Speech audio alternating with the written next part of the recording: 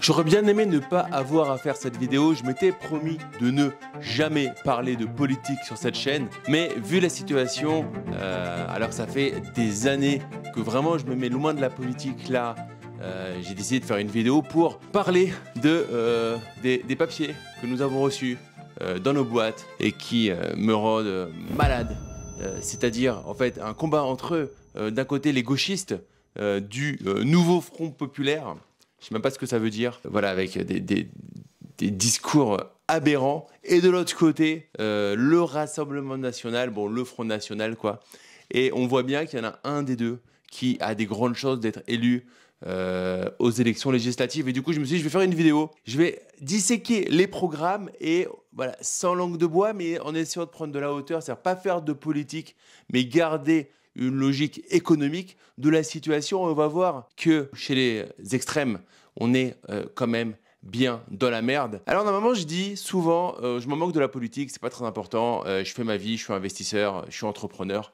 Mais là, quand on voit le ramassis de conneries qu'il peut y avoir dans dans certains programmes, honnêtement, ça fait flipper. Je vais commencer par nos amis du Front populaire, donc par nos amis les gauchistes. Par contre, ils sont bons dans la com, ils ont mis du vert.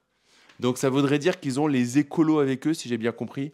Donc on a écologistes, les écologistes, la France Insoumise, le PCF, le Parti Socialiste. Il me semble qu'on a aussi le parti de NPA, je crois, le Poutou. Là, Donc là, c'est marrant, c'est que normalement on est plutôt rouge, mais on s'est calmé, on a mis un peu de rouge sur l'affiche, mais pas mal de vert. Bon, sur le programme par contre, parce que je suis allé disséquer le programme, bon, honnêtement, cette feuille qu'on a tous reçue, les amis, vous savez quoi, regardez, hop, ça vaut rien. Il n'y a rien dedans.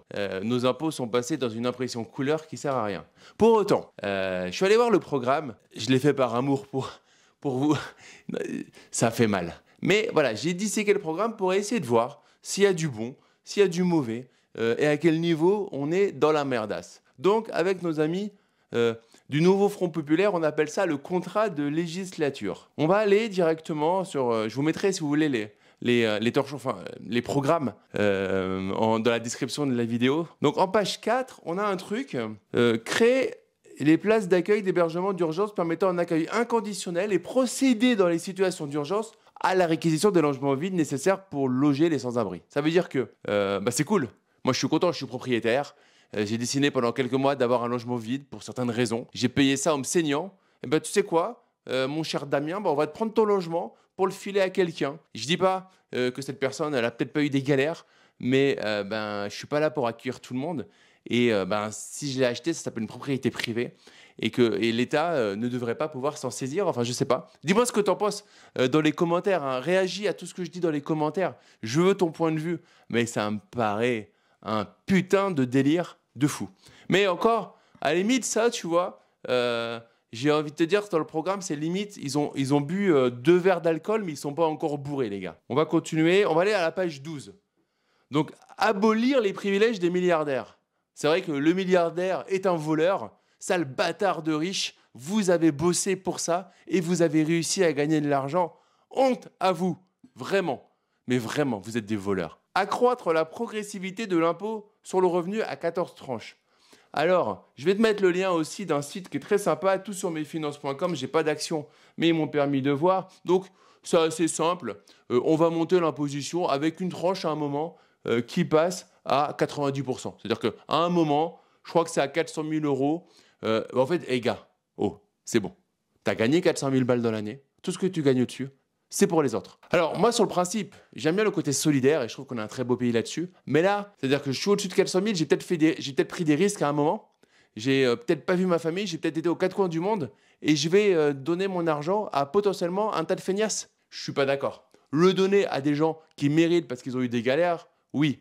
Mais à un moment, dans une moindre mesure, 90%, on va te saisir à part après 400 000 euros. Mais mec, là, on commence à être deuxième partie de soirée, c'est-à-dire qu'ils se sont tapés 3 apéros. Ensuite, ils ont pris 3 bouteilles de rouge. Et là, on en est au Dijon où ils commencent à écrire vraiment de plus en plus chaud. Réformer l'impôt sur l'héritage pour le rendre le plus progressif en ciblant les plus hauts patrimoines et en instaurant un héritage maximum. Dit autrement, ça veut dire que on estime qu'à un moment, tu as construit un gros patrimoine, mais connard de riche, t'as pas besoin de léguer plus que un certain montant. Au-dessus de ce montant, eh ben, ça ira pas à ta descendance, ça ira au peuple. Dis-moi sérieusement en commentaire, ils sont pétés ou pas les mecs? Qu'est-ce que t'en penses? Je délire ou pas? Enfin, c'est-à-dire qu'au-dessus d'un certain montant, on va tout te retirer parce que bah, tu donnes ton héritage au peuple et pas à tes enfants, à ta famille. C'est pété, non? On va continuer, c'est excellent. Ensuite, on va aller un peu plus loin. Ah, je l'adore celle-là. Garantir le droit au logement. Alors moi, je suis pour garantir le droit au logement, bien évidemment, pour tout le monde, même ceux qui ne travaillent pas, même ceux qui volent,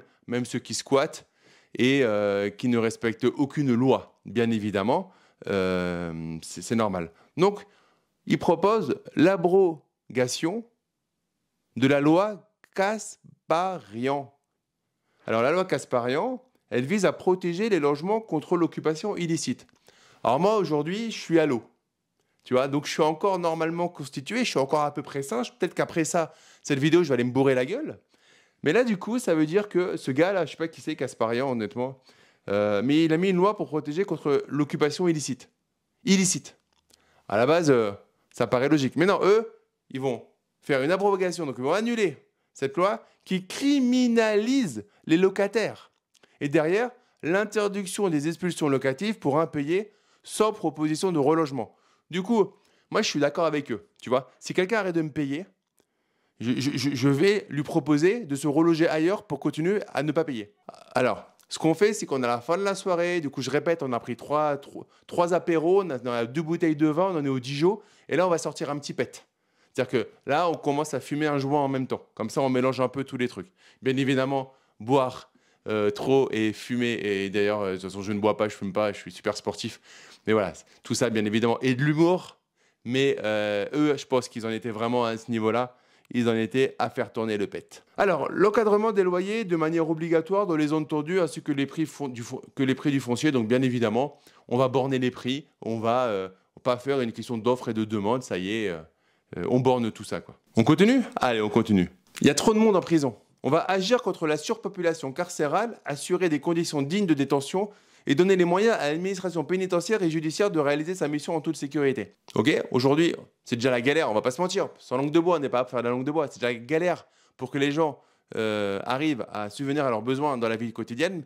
Mais tu as fait des conneries, tu es en prison, ben toi, tu vas vivre aux frais de la princesse encore mieux. Que ça soit pas l'esclavage en prison, mais je crois que par rapport à certains pays, là, en France, on est quand même bien. Hein, les petits gadgets se font livrer par drone tout ce qu'ils veulent dans la prison. Hein, j'ai une prison à côté, c'est pépère, on voit les drones passer. Comme personne veut d'histoire, bah, ils se font livrer ce qu'ils veulent et c'est tant mieux pour eux. Hein, c'est pas le problème, mais voilà, je pense qu'on ferme déjà assez les yeux sur ce qui se passe pour rajouter. Après, c'est quoi? C'est du all inclusive, 5 étoiles. Ils auront le bracelet pour aller boire au bar. C'est ça qu'on veut? Ah, maintenant, on va passer à la défense des droits des travailleurs. Organiser une conférence nationale sur le travail et la pénibilité visant au rétablissement de la durée effective hebdomadaire du travail à 35 heures. Au passage aux 32 heures dans les métiers pénibles ou la nuit immédiatement et sous son extension par la négociation collective. En gros, ça veut dire quoi? Ça veut dire qu'il veut repasser aux 32 heures. Eh les amis, à un moment, il faut bosser, quoi, faut taffer. Parce qu'en fait, on veut prendre de l'argent à l'entrepreneur qui bosse 60, 80 heures par semaine, qui sacrifie sa famille, qui sacrifie sa santé, qui parfois divorce à cause de ça, qui parfois va mourir assez tôt de maladies qui s'est créée par son stress. Et par contre, de l'autre côté, 32 heures par semaine, tranquille, parce que faut pas aller trop vite. Hein. Alors, ça va avec la suivante. Adopter un plan d'action zéro mort au travail. Ça, honnêtement, je suis vraiment pour et c'est pertinent. Mais avec tout ce qu'ils sont en train de faire, on est sur un plan d'action zéro mort au travail. Et par contre, je pense qu'on s'en fout s'il y a quelques morts dans les gens qui gagnent plus de 4 000 € par mois, dans les chefs d'entreprise. Ça, si eux, ils meurent, bon, c'est pas grave, ils l'auront bien mérité, ils n'avaient qu'à pas travailler, quoi. C'est énorme, quand même. Vous voyez, un petit truc sympa, je sais pas ce que vous en pensez. Instaurer l'égalité salariale, ça, je suis 100% pour. Et créer un congé menstruel dans les entreprises et les administrations. Est-ce que je comprends que ça veut dire que tous les mois, les nénettes vont pouvoir avoir un arrêt, vont pouvoir être en congé quand elles ont leurs règles? Est-ce que c'est ça que je dois comprendre? Jean-Luc, tu peux m'expliquer si c'est ça que je dois comprendre ou pas? Parce que moi, du coup, ce que je fais, c'est que c'est la proposition d'après. Je change de sexe et j'ai mes règles tous les mois, quoi, si je suis salarié. Parce qu'après, du coup, c'est vrai, faut pas déconner. Ok, elles ont... et du coup, les femmes qui n'ont pas leurs règles, comment ça se passe? Est-ce qu'elles peuvent rattraper le mois d'après quand elles ont leurs règles? Imaginons qu'il y a un mois où elles n'ont pas leurs règles. Mais le mois d'après, elles ont leurs règles. Est-ce qu'elles peuvent rattraper 2 arrêts parce que le mois d'avant, elles n'ont pas eu leurs règles parce qu'elles ont eu un retard? Comment on fait? Et si jamais elles ont leurs règles pendant leurs vacances, Est-ce que du coup, elles peuvent retirer un congé annuel qu'elles avaient? Parce qu'en fait, c'est plus un congé, mais c'est une récupération pour menstruation. Les gars, vous êtes des génies. Mais c'est pas fini. Là, on a une société, tout va bien. Autoriser le changement d'état civil libre et gratuit devant un officier d'état civil. Donc on va avoir tous les gamins de 16 ans qui vont, allez, 18 ans on va dire, qui vont changer de sexe parce qu'ils ont un mal-être à un moment. Donc ça y est, ça va s'appeler salut, salut Jean, non moi c'est Jeanne aujourd'hui, hier c'était Jean, mais demain ça sera Jeannot. Oh, sérieusement quoi. Mais on fait tout pour être élu. C'est énorme. Ah par contre, il y a un truc que j'ai trouvé bien. Il y en a plusieurs, hein, il y a plusieurs choses que j'ai trouvé bien. Mais il y en a un truc, sortir des fermes-usines, améliorer le bien-être animal, interdire l'élevage en cage d'ici la fin de la mandature. Et ben ça c'est bien. Et je suis pour. Alors, il y a un deuxième truc qui est bien. Porter un plan de 10 000 équipements sportifs supplémentaires pensés pour favoriser la pratique du sport féminin et du parasport, au top, l'handicap, génial. En plus, c'est très porteur en période d'élection. Je déconne, mais non, pour le coup, c'est un bon truc. Après, où ils vont trouver l'argent? Parce qu'ils prennent tellement d'argent. Mais je pense qu'il y a 2-3 milliardaires qui seront taxés un peu plus pour pouvoir payer ça, donc il n'y a pas de souci. Ça devrait le faire. J'ai noté parce que j'ai eu mes commentaires, parce que j'ai vraiment bossé le truc, je l'ai relu plusieurs fois pour essayer de prendre la hauteur, de ne pas prendre un coup de sang direct et tout. Créer un statut de déplacé climatique. Donc la France va tellement bien qu'on va accueillir toute la misère du monde et tous ceux qui ont un problème de climat. On ne sait pas ce que c'est un statut de déplacé climatique, mais c'est open bar les amis, venez rentrer. Tout se passe bien. Et là, on va conclure là-dessus pour les gauchistes. Taxer les plus riches au niveau européen pour remonter les ressources propres du budget de l'Union européenne. Donc on va taxer, allez, taxons tous les plus riches au niveau européen. Et comme ça, il n'y a plus de riches en Europe. Ils vont tous se caser aux Émirats et on sera fiers d'être entre pauvres. Comme ça, on pourra taxer personne. Et puis, on va créer notre faillite. Bravo. Alors, par contre, il y a un truc qui est intéressant et je tiens à reconnaître, à les féliciter pour leur démagogie parce que leur programme, il est assez costaud. J'avoue que ça m'a permis de pouvoir vraiment voir beaucoup de points. Et blague à part, il y a des choses qui sont... En fait, si on ne met pas l'enjeu économique et comment ils vont payer versus quelles sont les recettes, il y a des choses qui sont pertinentes dans le côté social. Et ça, je tiens à leur féliciter. Hein, il n'y a pas tout qui est à jeter, c'est jamais binaire dans la vie. C'est juste que ce n'est pas réaliste, leur plan économique. Et après, il y a des choses qui sont carrément pathétiques. Et je ne rentre pas dans la politique par rapport au côté... voilà, des religions, de l'antisémitisme ou pas, du côté islam et compagnie. Je n'en parle pas dans la vidéo, ouais, je reste sur le côté quand même plutôt grosso modo macro-micro-économie. Alors on va passer à nos amis du RN. Moi j'ai eu ça. Donc déjà, le programme il est vide, donc pour faire un truc d'égalité, honnêtement on va faire ça comme ça, c'est fait. Alors c'est pas méchant, c'est juste que j'ai les programmes en PDF et que honnêtement les amis ne m'envoyaient pas un truc comme ça. Moi j'attendais de le lire pour préparer la vidéo, il n'y a rien. Donc ouais, bravo Éric Ciotti, qui président du LR, qui j'adore, moi j'ai adoré ça, c'était rigolo, ça fait longtemps que j'avais pas regardé de la politique, ça j'ai adoré. Il a niqué le game le gars, parce que du coup il est passé de l'autre côté, en même temps il savait qu'il n'y avait pas le temps pour réellement qu'il se fasse virer. Du coup le LR et avec le RN, Éric Ciotti, t'es un génie, et je le pense réellement. C'est un coup de maître au niveau échec. Après, au niveau moral, peut-être qu'il ne se regarde pas dans le miroir, mais d'un autre côté, il n'a plus de cheveux. Force est de constater que j'ai eu du mal à trouver des choses dans le programme du RN. Parce que c'est beaucoup de choses assez de banalité, on va dire. Quand je vois la partie économique, j'essaye de rester sur la partie macro-microéconomie, j'ai eu beaucoup plus de mal que sur le programme des gauchistes à trouver des choses pertinentes à dire dans un sens ou dans l'autre. En toute transparence, j'ai dû le relire 4 fois. Les 4 premières fois, j'avais pris 2 notes sur le document. Tellement c'était vide de sens si je laisse la partie, bien évidemment, migratoire de côté. Mais j'ai quand même parlé de la partie migratoire, parce qu'honnêtement, mettre en place la priorité nationale, si nécessaire, par référendum. Alors moi, je me pose la question, est-ce que ça veut dire que priorité nationale, ça veut dire que moi, en tant que bailleur, je vais être obligé de choisir un locataire français par rapport à un locataire, par exemple, marocain, parce qu'il y en a un qui a un locataire marocain. Et par exemple, si je vends un bien immobilier, est-ce que je vais devoir privilégier de vendre à un Français pure souche plutôt qu'un Marocain, même s'il travaille en France, qu'il a intégré et que tout se passe bien, comme la plupart d'ailleurs des personnes musulmanes ou des personnes juives ou n'importe quelle nationalité au final. Réserver les allocations familiales aux Français. C'est un peu bâtard quoi, parce que Si un étranger il participe en France, il fait tout ce qu'il faut, pourquoi il n'a pas les mêmes droits, tu vois, qu'il n'ait pas pendant les 3 premiers mois. Moi, je voyais des étudiants là sur des colocations qui ont droit aux APL. Je trouve ça déconnant. Sur 6 mois qu'elles aient droit aux APL, elles arrivent. Pour moi, elles n'ont pas à avoir droit aux APL en France. Quand on va dans leur pays, on n'a pas le droit aux APL. Par contre, quelqu'un qui s'investit chez nous, qui est intégré, mais qui n'a pas encore la nationalité, peut-être qu'il en fera la demande dans quelques années, mais en tout cas, il se comporte de manière civique tout à fait convenable. Pourquoi il n'aurait pas les droits? Là, vous déconnez, là, les amis, je ne suis pas d'accord avec vous. Et il y a un truc génial, mais qui montre qu'ils sont un peu à côté de la plaque économiquement. Lancer un plan d'autonomie stratégique pour les médicaments et mettre en place à l'horizon 2026 la vente d'un médicament à l'unité pour lutter contre les pénuries et le gaspillage. Et les pharmacies, enfin, vous vivez sur notre monde ou vous vivez dans un autre monde? Les pharmacies, elles sont déjà en rupture de stock. Elles n'arrivent déjà pas à avoir du Doliprane. Et du coup, nous, on va créer une autonomie alors qu'on n'est déjà pas autonome, même avec les autres pays. Ouais, je crois qu'on vit pas dans le même monde, hein. Ou alors ils vont pas à la pharmacie, ces gens-là. Alors, il y a un truc qui est pas mal pour les propriétaires, on va pas se mentir. Et même pour tout le monde, ouais.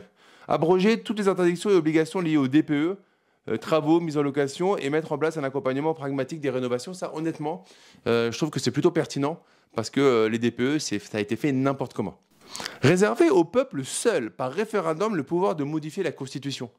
Bah non, mec, moi, je suis pas un homme politique, donc je vais élire des gens pour qui ça va être leur métier de travailler là-dessus.